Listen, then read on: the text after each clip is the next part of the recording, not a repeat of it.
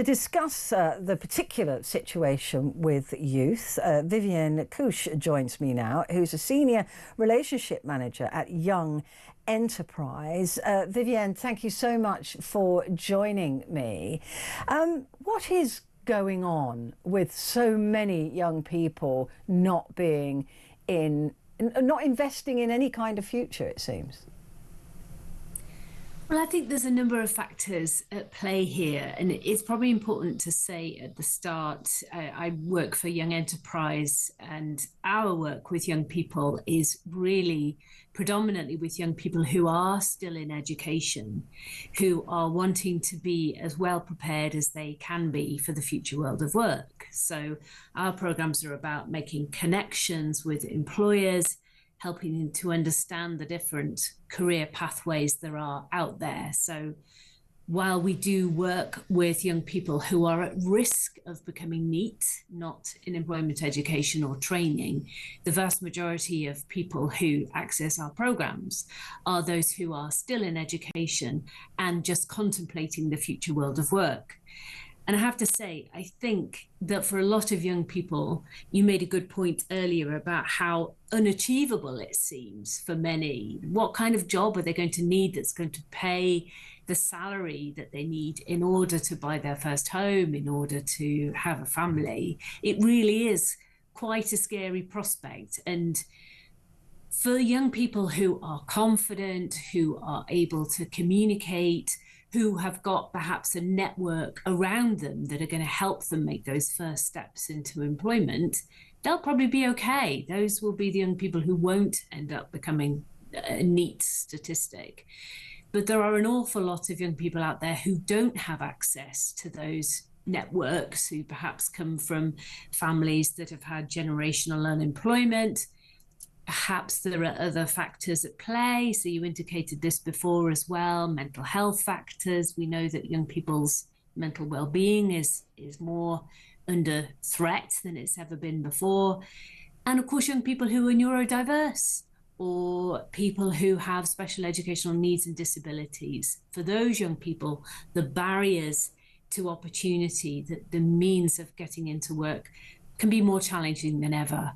Which is why we at Young Enterprise our work is needed more than ever. And it's work that we do in partnerships. So with employers, we strongly believe in the power of working together with government, with employers, and with other charity partners to make sure that we level the playing field as much as we can for those young people who face the greatest barriers.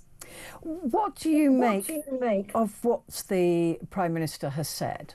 You know, the whole, right, if you're not going to do it, we're going to just take your benefits away. I mean, to begin with, I don't think he'll be able to do that, but is that the right attitude? Is that going to convince young people suddenly that they've got to, oh, I better go and get a job then? Personally, no, I don't think that is on its own, I don't think that is going to be the right lever in order to achieve the change that the government wants to make here.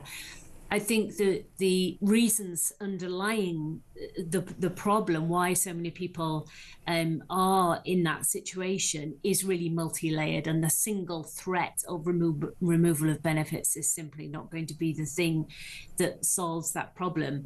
I think the government's youth guarantee, you know, we'll be very supportive of that, this idea that investment in skills, investment in apprenticeships, those are the routes to get young people into work. So we believe in taking a much more proactive approach, preparing young people while they're still in education so they're ready for employment and they're motivated about the idea of entering the world of work. I think it does take a lot of confidence to start applying for jobs. It's a very competitive market out there. So, you know, young people, I think a lot of them are really put off about what they can apply for, what they're likely to get in employment terms. And so that's why it's more important than ever for us to collaborate and work together to create opportunities for young people. And of course, our work at Young Enterprise is really about enterprise and entrepreneurship. So a lot of that, you know, we are, our nation is full of small and medium enterprises. So a lot of what we're trying to do is help young people to think about how they can create opportunities for themselves, you know, perhaps setting up their own businesses. The thing is that we often hear about young people these days. They don't believe, you know, they come from a world where if I want something, I can have it. So a lot of people enter the workplace believing they should already be management level, or that they're not very good at realising that you have to be at work at, you know, the same time every day and work 5 days a week. That they're a little bit spoilt, or their ambitions lie in being influencers, or, you know, these V qualifications, these vocational qualifications. You know, how many of these young people want to be plumbers or electricians, or you know, do vocational types of work? I'm not sure that it's true that many young people turn up to work with the wrong attitude or expect to be promoted. I think there are some stereotypes at play there. And I personally, you know, we work with over 500,000 young people every year at Young Enterprise, and I see some phenomenal attitudes towards hard work, commitment, resilience, problem solving in the young people that we work with. So no doubt, as in any workplace, there will be some people who don't have the right attitude when they come to work, whether they're a young person or an old person. We certainly can't tar them all with one brush. But I do think, in terms of whether we should be pushing everybody to go down a university route, that everybody should be getting degrees, we certainly don't take that view at Young Enterprise.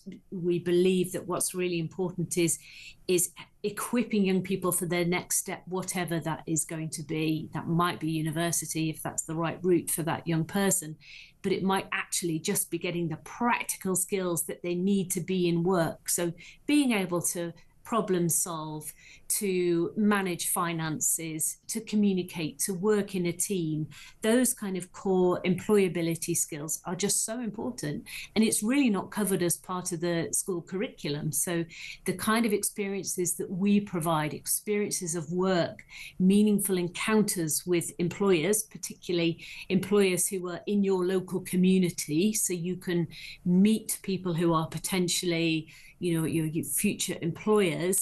And that's just so important for young people, especially if you live in an area of disadvantage where there aren't that many employment opportunities on your doorstep. Just very quickly, are we likely to see a rise in these numbers of young people not joining in with work or education because of COVID? I think COVID has a role to play. So I think the pandemic massively affected the well-being and the employability prospects for thousands of young people, but it also dented their employment prospects, not just their ability to enter the world of work, but the amount of jobs that are available for young people to go for. So the effect that it had on the economy, the subsequent cost of living crisis, it means that actually getting work as a young person is harder than ever. And what we know is that when you're trying to get your first proper job, what's so important is that on your CV, you've already had some work experience. You've already had some temporary part-time work, even if it's a pot wash or supermarket stacking shelves. Those kind of jobs are really, really important. And if there simply aren't any in your local community for you to go for, then you're really further behind your peers in being able to compete for those roles when you're ready as an adult to transition from education into employment. Good to talk to you, Vivian. Thank you very much indeed for that.